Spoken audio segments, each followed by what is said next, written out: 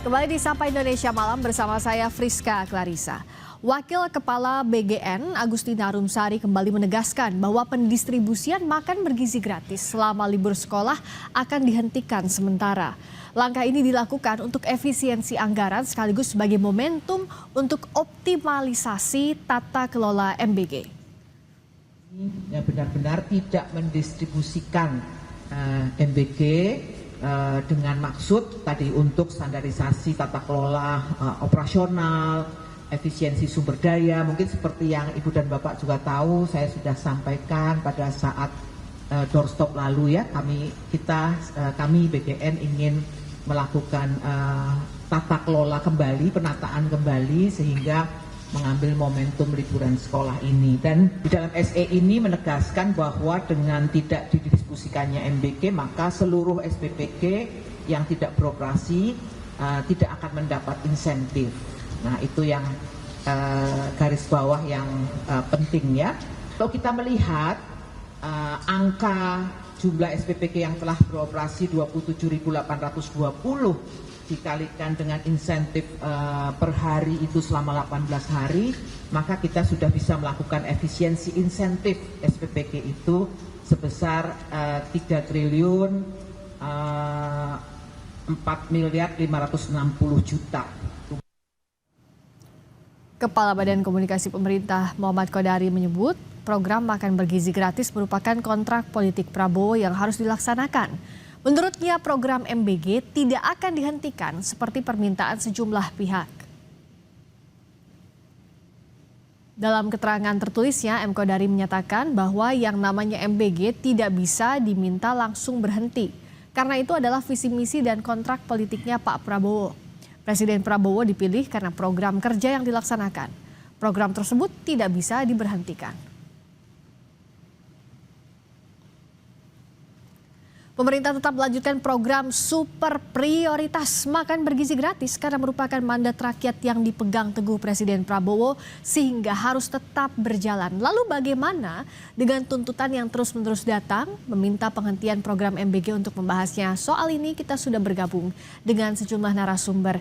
Di studio Kompas TV sudah hadir Bahtra Banong selaku Wakil Ketua Komisi 2 DPR RI dari fraksi Partai Gerindra, dan juga melalui sambungan virtual ada Yunarto Wijaya, Direktur Eksekutif Carta Politika. Bang Bahtra, selamat malam. Selamat malam Mbak Friska. Selamat malam Mas Toto, selamat malam, apa kabar? Selamat malam Friska, selamat malam Bang Bah. Selamat malam Mas Toto. Terima kasih sudah hadir. Saya ke Bang Bahtra dulu. Jadi sebenarnya kalau program ini harus terus dilakukan, MBG ini jadi program prioritasnya Pak Prabowo, tapi bagaimana dengan tuntutan untuk penghentian MBG yang terus datang dari beberapa kelompok masyarakat? Sikapnya Gerindra atau sikapnya pemerintah seperti apa sih? Ya tentu ini kan program prioritas pemerintah ya. Dan Pak Prabowo juga terpilih sebagai presiden, salah satu janji kampanye beliau adalah bagaimana agar program makan bergizi gratis ini bisa diselenggarakan, dan tentu itu yang namanya janji kampanye pada saat menjabat harus ditunaikan. Maka dari itu Pak Prabowo tentu ingin agar program ini terlaksana dengan baik, bahwa kemudian dalam hal pelaksanaannya ada tata kelola yang dianggap kurang tepat atau dianggap ada penyimpangan di sana. Misalnya juga ada anggaran yang dikelola secara tidak dikatakan taruhlah dianggap bahwa ada yang pemborosan di sana, ada yang dikorupsi. Maka tentu yang diselesaikan adalah penyimpangannya. Terus tentu yang melakukan tindakan korupsi itu yang harus diselesaikan, dan Pak Prabowo sudah melakukan itu. Misalnya beliau mencopot ketiga pimpinan BKM, itu bukti BGN, bahwa itu bukti Presiden Prabowo komitmen terhadap agar program ini bisa berjalan maksimal dan tentu agar lebih tepat sasaran. Maka dari itu beliau menginstruksikan kepada kepala BGN yang baru agar memperbaiki tata kelolanya, terus kemudian refocusing programnya. Yang kita lihat BGN sudah melakukan itu ya, bahwa dalam jangka waktu tertentu, misalnya di hari libur ini Wakil Kepala BGN sudah menyampaikan bahwa akan dihentikan sementara selama libur anak sekolah, dan itu kan juga bisa ada penghematan di sana. Artinya tentu yang dituntut oleh teman-teman mahasiswa bagian dari itu juga, artinya sejalan dengan apa yang dituntut mahasiswa dengan yang sudah dilakukan oleh BGN hari ini dan sesuai dengan arahan dan instruksi Presiden Prabowo. Artinya mudah-mudahan kita harus terus mengawasi program ini, baik itu DPR, begitupun dengan masyarakat atau misalnya teman-teman mahasiswa kita harus terus ikut terlibat, kemudian mengawasi program ini agar tentu harapan kita bersama kan bisa lebih tepat sasaran, bisa lebih efisien, dan tentu penerima manfaatnya sebagaimana apa yang disampaikan oleh Pak Prabowo bahwa harus diperuncing lagi betul-betul kepada masyarakat yang membutuhkan, terutama dari daerah-daerah yang dianggap bahwa 3T itu, dan tentu penerima manfaat yang dianggap bahwa ini betul-betul membutuhkan makan harus tepat sasaran. Nah, kalau Istana bilang ini mandat rakyat tidak bisa dihentikan, Mas Toto, apa yang harus dilakukan? Ya, pertama saya mau kritik keras ya pernyataan dari Bang Kodari. Saya nggak kaget nih dokter politik menerjemahkan kontrak politik, lalu kemudian ketika ini adalah bagian dari program pemerintahan terpilih, lalu tidak ada ruang negosiasi dikarenakan ini adalah program dari Pak Prabowo. Saya tambahkan ya, mengutip dari Bang Kodari, jangan hanya melihat diri Anda sendiri yang menolak MBG. Artinya jangan hanya melihat diri Anda sendiri, hai para pengkritik, lihatlah 90 juta masyarakat Indonesia yang memilih Pak Prabowo. Poin saya adalah ini harus dikritik keras karena yang tidak ada ruang negosiasi dan tidak boleh dirubah adalah ketika presiden atau wakil presiden terpilih melakukan tindakan tercela, melanggar undang-undang misalnya, terlibat dalam perilaku korupsi. Tetapi kemudian menafsirkan janji kampanye politiknya untuk hal yang lebih baik, itu adalah hal yang lumrah. Saya nggak ngerti Bang Kodari ini menggunakan teori politik seperti apa. Sebagai mantan seorang pengamat politik, dokter ilmu politik, dan yang paling penting sebenarnya kan adalah kalau kita bedah lebih dalam pun, yang terpenting kan adalah kalau kita bicara turunan visi, misi, program prioritas, quick win. MBG ini ada di level quick win. Yang paling penting kan adalah bagaimana menerjemahkan program-programnya, termasuk MBG, untuk bisa mencapai apa yang disebut dengan asta-citanya Pak Prabowo. Yang sesuai kalau kita bicara asta-cita, poin nomor 4 terkait pengembangan sumber daya manusia, atau poin nomor 6 terkait dengan pemberdayaan ekonomi di desa-desa misalnya. Di luar itu, semuanya bisa dinegosiasikan atau dikritik. Dan jangan sampai Bang Kodari mewakili istana seakan-akan mengatakan yang punya hak itu hanya 90 juta dari pemilih Prabowo. Sisanya 42% nggak punya hak. Tidak. Siapapun itu punya hak untuk kemudian memberikan masukan. Bahkan seakan-akan Bang Kodari mengatakan 58% yang mendukung 90 juta itu akan menerima apa saja yang dilakukan oleh pemerintah. No, itu tidak ada dalam ruang demokrasi selama 5 tahun terpilih. Yang kedua, poin paling penting menurut saya adalah kalau kita dengarkan statement dari Bu Agustina, wakil kepala BGN yang baru, problemnya ini bukan sekedar perilaku korupsi. Ada problem mendasar yang membutuhkan sebuah ruang untuk evaluasi lebih jauh. Salah satunya kalau saya pribadi, menurut saya ini harus di moratorium. Jadi ketika kita analogikan ada mobil mencelakakan orang dalam konteks kasus-kasus yang terjadi, keracunan, lalu kemudian ada perilaku korupsi dari pimpinan BGN lama, yang harus dilakukan bukan mengganti drivernya atau supirnya saja. Mobilnya dicek dulu nih, jangan-jangan mobilnya sudah nggak layak untuk dijalankan kembali. Jadi ini yang menurut saya harus dilihat lebih mendasar. Karena Bu Agustina mengatakan hal yang paling mendasar, targetnya selama ini salah. Masih ada sekolah elit, segmen kelas menengah ke atas. Dalam pertemuan saya secara Zoom dengan Bang Batra terakhir, saya ngotot. BGN harus memulai ini dengan sebuah evaluasi apakah targetnya benar atau tidak. Kalau target sudah salah, yang kita lihat adalah kondisi sekarang. Obral SPPG, dan ketika dihentikan atau bahkan hari libur sekolah kemudian ingin ditahan, yang terjadi adalah barusan saja saya baca beritanya, gabungan pengusaha dari makanan bergizi sudah, jangan kita paksakan sesuatu yang kemudian sudah salah, kita anggap kerugian ini sudah didapatkan, tapi jangan memperbesar kerugian hanya karena gengsi. Terakhir Friska, saya harus mengatakan perdebatan ini sebetulnya tidak perlu terjadi langsung antara pengkritik, masyarakat, influencer atau mahasiswa kalau DPR-nya itu menjalankan fungsi check and balances, kemudian menjalankan fungsi kritiknya. Ini kan terjadi karena DPR-nya diam semua, bahkan saya harus mengatakan ya, sebagian itu menjilat semua program prioritas Pak Prabowo. Padahal fungsi dari DPR, dia menjalankan fungsi pengawasan. Dan ketika fungsi itu jalan, yang kita lihat sekarang adalah kritik-kritik langsung dari masyarakat, termasuk gerakan mahasiswa terkait dengan MBG salah satunya. Menarik dari beberapa poin Mas Toto tadi. Pertama, apakah perlu MBG ini di moratorium terlebih dahulu, Bang Batra, untuk evaluasi menyeluruh yang tadi poin-poinnya sudah dibahas juga sebenarnya? Kalau kita lihat ya bahwa sebetulnya kan ini program ini Mbak berjalan ya di beberapa daerah, dan tentu juga kan kalau kita lagi lihat dari segi manfaatnya juga sangat banyak. Pak Prabowo kan sebetulnya kenapa program ini diprioritaskan, karena beliau kan sering berkeliling ke daerah-daerah menyaksikan ya anak-anak kita di pelosok-pelosok desa.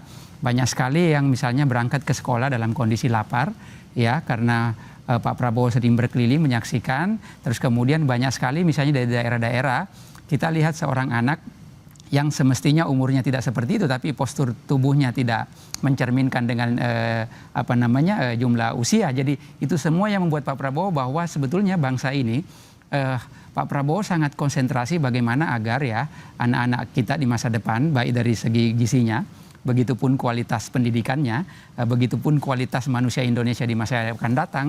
Pak Prabowo sangat konsen terhadap itu. Selain itu Mbak, saya selalu mengatakan bahwa program makan bergizi ini sebetulnya bukan hanya sekedar memberi makan Mas Toto ya, karena kalau kita lihat banyak sekali turunan-turunannya yang impact-nya begitu besar, terutama di faktor ekonomi. Bayangkan soal pelaksanaannya tapi dievaluasi. Bayangkan misalnya Mbak ya, sekarang kan kurang lebih 27.000 dapur yang beroperasi. 27.000 dapur ini kalau kita lihat dari serapan tenaga kerja yang kurang lebih 1,3 juta yang diserap tenaga kerja. Terus yang berikutnya adalah bayangkan kalau 27.000 dapur ini mengambil bahan bakunya misalnya di tempat SPPG setempat, di desa-desa, di kelurahan-kelurahan. Artinya di sana berapa banyak para petani kita, karena sumber sayurnya ya, sumber buah-buahannya diambil dari petani, terus kemudian lauknya diambil dari para peternak kita, baik itu telurnya, ayamnya, ataupun berupa daging. Begitupun misalnya terutama kami ya di daerah pulau-pulau, dan memang kita kan mayoritas rakyat kita kan juga berada di pulau-pulau, misalnya nelayan tidak kita. perlu moratorium menurut nelayan kita diambil misalnya ikannya dari para nelayan ini, artinya kan itu bisa menumbuhkan UMKM kita, ya para nelayan kita, para petani kita, para peternak kita di desa-desa. Kalau misalnya itu terjadi, maka sudah pasti ya MBG ini bisa menopang ya pertumbuhan ekonomi daerah, dan tentu akan berimpact terhadap pertumbuhan ekonomi nasional. Dalam situasi yang sekarang kita hadapi tentu tidak mudah ya. Tantangan global ini kan unpredictable ya, sewaktu-waktu terus berubah. Nah inilah salah satu sebenarnya yang menopang kita ya, dan kita punya pengalaman, sekali lagi saya katakan bahwa dulu kita crash tahun 98, yang menyelamatkan kita adalah UMKM. Nah kalau ini terus berjalan ya, UMKM kita bisa tumbuh dengan baik, maka yakin dan percaya pertumbuhan ekonomi kita akan lebih baik lagi. Bagaimana dan yang paling penting adalah Mbak, saya ini ya, yang mohon maaf Mas Toto ya, saya bukan mengklaim bahwa saya paling rajin turun ke bawah. Hari ini tim-tim saya turun ke bawah mewawancarai ya semua yang terlibat di SPPG dapur-dapur ini. Bayangkan yang tadinya ya ibu-ibu yang menganggur sekarang bisa menjadi tulang punggung keluarga mereka karena mereka bekerja di SPPG. Kita setuju bahwa ada dampak positifnya, tapi bagaimana evaluasi berjalan tanpa moratorium? Ya, bahwa misalnya ada kekurangan, tentu kekurangan itulah yang diperbaiki. Misalnya ada tata kelola yang tidak baik, ada misalnya pemborosan anggaran, dan saya pikir bagian yang baru sesuai dengan arahan Presiden itu sudah dilakukan. Tadi Ibu Agustina menyampaikan bahwa kita bisa menghemat berapa banyak kalau misalnya ini di hari libur dihentikan sementara waktu. Belum lagi misalnya ya, termasuk pembelian barang-barang yang tidak penting seharusnya itu harus dihentikan. Supaya apa? Itu juga bisa menghemat anggaran, dan betul-betul anggarannya ini adalah tepat sasaran. Nah kadang-kadang orang menyampaikan, loh kenapa makannya yang dibutuhkan bukan infrastruktur sekolahnya yang diperbaiki? Toh sekarang juga Pak Prabowo melakukan itu. Berapa banyak sekolah yang diperbaiki Pak Prabowo di tahun 2025 ini Mbak? Berapa banyak ya puskesmas-puskesmas yang dibangun? Kalau kita lihat pidato terakhir Pak Prabowo itu dengan Menkes itu, berapa banyak puskesmas yang dibangun. Artinya begini, itu juga simultan berjalan, infrastrukturnya diperbaiki, tetapi juga anak-anak diberi gizi yang baik, diberi makan yang baik, agar apa? Kualitas individu personal manusianya juga makin baik. Sehingga apa? Memang ini investasi jangka panjang. Tentu mungkin Pak Prabowo juga meyakini bahwa mungkin bukan di era beliau dinikmati hasilnya, tetapi 10-15 tahun yang akan datang, yakin dan percaya bahwa anak-anak Indonesia akan lebih unggul lagi, lebih berprestasi lagi, supaya bisa juga sejajar dengan bangsa-bangsa lain. Tadi tadi disebutkan bahwa ya evaluasi yang kurang-kurangnya diperbaiki. Tadi kalau ada penyimpangan itu diperbaiki, dievaluasi. Tadi yang menarik soal evaluasi ini, Mas Toto mengkritisi bahwa tidak berjalannya fungsi di check and balances di legislatif sehingga akhirnya masyarakat mengkritik langsung pemerintah dari berbagai unsur. Nah, kalau menurut Mas Toto, yang sekarang berlangsung ini kan MBG tetap jalan, dihentikannya pada saat libur sekolah aja. Pengawasan yang paling idealnya seperti apa sih Mas Toto? Rizka, jangan sampai kita kemudian menunggu sebuah musibah berikut, baru kemudian pemerintah menyatakan akan membuat perbaikan. Ketika sudah terjadi korupsi yang katanya ini menurut Menko Zulkifli Hasan ya, pemborosan 1 triliun, 1 miliar, menurut Kejaksaan terjadi kebocoran 1 miliar dalam perilaku korupsi. Lalu kemudian 1 triliun pemborosan setiap bulan. Selios dengan studinya mengatakan terjadi pemborosan 88 triliun dari kemudian makanan tersisa. Kalau kita masuk ke dalam logikanya Bang Bahtera, saya sepakat semua program pasti ada manfaatnya. Sebutin mau ada ratusan program, pasti ada manfaatnya seperti apa yang disebutkan Bang Bahtera. Tapi yang harus diingat adalah kemudian berapa besar kebocorannya, itu yang pertama. Yang kedua, bicaranya jangan seakan-akan duit kita itu unlimited. Kita bedah saja loh. Apakah dana 335 triliun yang dianggarkan di awal, sekarang katanya jadi 268 triliun, itu sebetulnya tidak ada yang berubah ya dari perencanaan awal.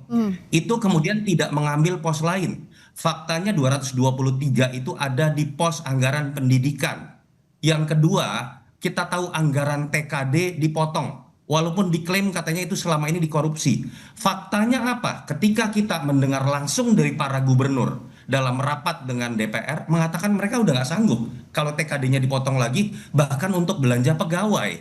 Artinya kan apa yang dibangga-banggakan Bang Bahtera tadi, itu mengambil porsi lain, mengorbankan sektor-sektor lain yang multiplier efeknya juga gede.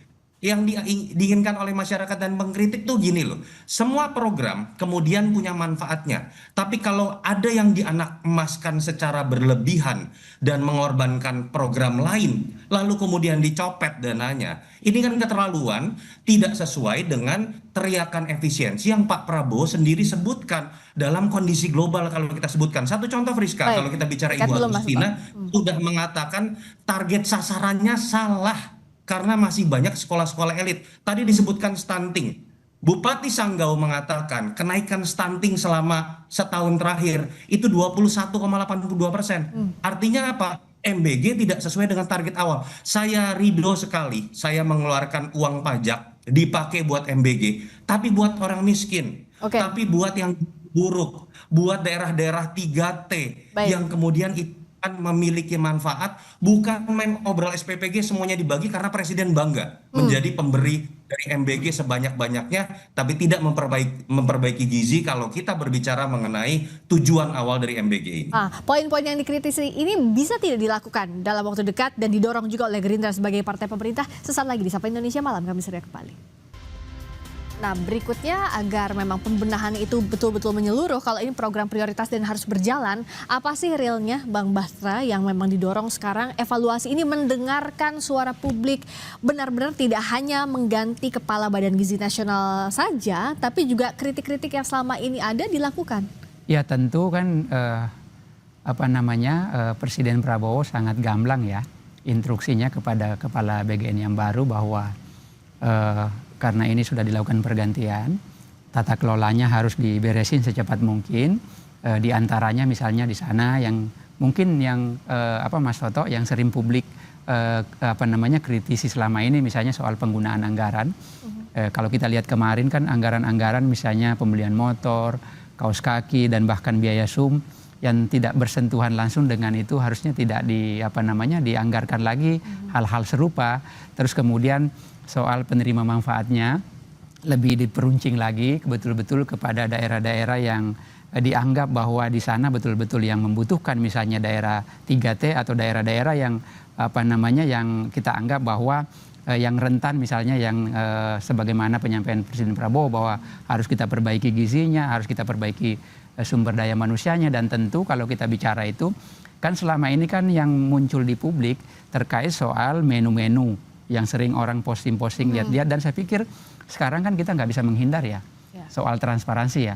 Kalau kita misalnya mau mengakal-ngakali menunya itu lambat laun pada akhirnya kan orang pasti akan tahu ya, karena kan di medsos cepat sekali menyebar. Nah tentu fokus utama juga perlu di sana bahwa kualitas menunya itu tidak boleh di bawah standar yang sudah ditentukan oleh BGN. Terus kemudian selain kualitas menunya kan kadang-kadang kalau kita lihat dapur-dapur itu yang kemarin masih banyak keracunan, tentu standarisasinya juga harus diperbaiki. Dan saya mendapat laporan Mas Toto, banyak sekali juga dapur-dapur yang kena suspend ya, karena misalnya pengelolaan IPAL-nya yang kurang baik. Jadi sebetulnya ini sudah berjalan, cuma memang ya perlu ditingkatkan lagi ya, agar tidak terjadi lagi hal-hal yang kita lihat kemarin-kemarin, misalnya keracunan, terus kemudian kualitas pelayanan standar menunya juga tidak boleh asal-asalan. Dan ini semua tugas kita, tentu publik ya, baik itu kami dari DPR ya, dan terutama juga kami dari Partai Gerindra, selalu diingatkan oleh Pak Prabowo. Jujur saja Mas Toto, semua dari fraksi Gerindra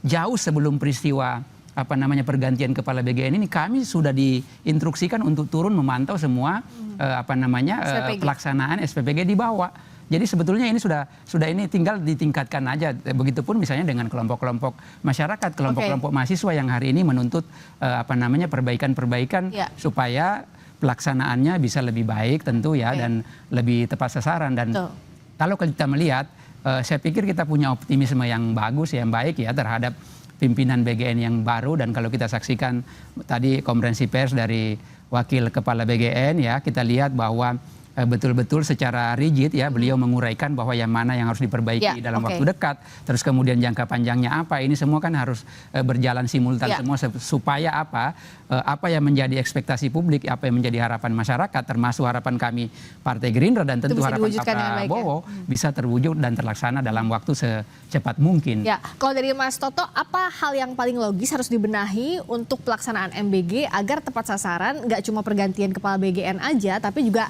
ada impact-nya di masyarakat? Menurut saya paling hulu harus dibereskan. Sudah betul tidak target penerima selama ini? 82,9 juta penerima manfaat itu ngarang dari mana? Karena itu yang kemudian efeknya kemana-mana. Karena target yang berlebihan menyebabkan jumlah SPPG berlebihan.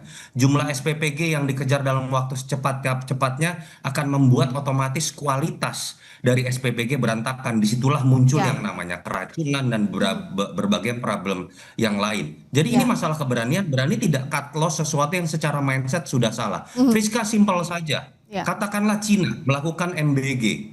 Dengan 1,4 miliar jumlah penduduk, terbesar sepanjang sejarah Cina melakukan MBG. Mereka hanya keluar 84 triliun, itu terbesar. Brazil puluhan tahun dan sudah berhasil membangun sebuah industri hulu pangan, salah satu yang termurah di dunia. Mereka sampai tahun kemarin hanya menghabiskan 24 triliun per tahun. Dengan budget rencana 335 triliun, artinya kan ada problem yang mendasar. Ambisinya berlebihan, situasinya juga sedang tidak memungkinkan ketika kita tahu semua negara lagi susah. Jadi jangan-jangan yang harus dimulai bisikan kepada Pak Prabowo, Pak, kita dari awal sudah salah menempatkan program ini, targetnya adalah secara kuantitatif, sehingga kemudian muncul rentetan berbagai macam masalah seperti yang kita lihat sekarang. Ketika Bu Agustina secara teknokratis sudah mengatakan akan meng-cut beberapa target yang kemudian masih banyak salah sasaran. Pertanyaannya adalah, lalu mau dikemanakan 27.000 SPPG? Nah itu yang menyebabkan pemerintah berani tidak mengubah landasan awal yang menurut saya sudah salah. Yang terakhir menurut saya, jangan setiap kritik itu dikatakan seakan-akan ingin menjatuhkan atau menjelekkan pemerintahan Prabowo. Semua pengen loh APBN-nya sehat, efeknya ke siapapun termasuk para pengkritik. Ketika kita ingin mengkritik, efeknya juga ke kehidupan kita. Jadi janganlah ketika kita mengkritik kita dibilang agen asing, anteknya Soros dan lain-lain. Karena ketika itu terjadi, apalagi DPR-nya sudah tidak berfungsi, yang terjadi adalah bagaimana kritik yang keras, makin keras yang munculnya akhirnya di jalanan. Semoga tidak terjadi ke depan Bang Bahtera. Refocusing target anggaran MBG ini termasuk pengawasannya dan tidak boleh anti kritik karena semuanya sama. Tujuannya agar program ini berjalan dengan baik, bisa diterima oleh masyarakat sesuai dengan target yang semestinya. Terima kasih Bang Bahtera, Bahtera Banong, Wakil Ketua Komisi 2 DPR RI fraksi Partai Gerindra. Terima kasih juga Mas Toto Yatno Wijaya, Direktur Eksekutif Carta Politika sudah hadir di Sapa Indonesia Malam.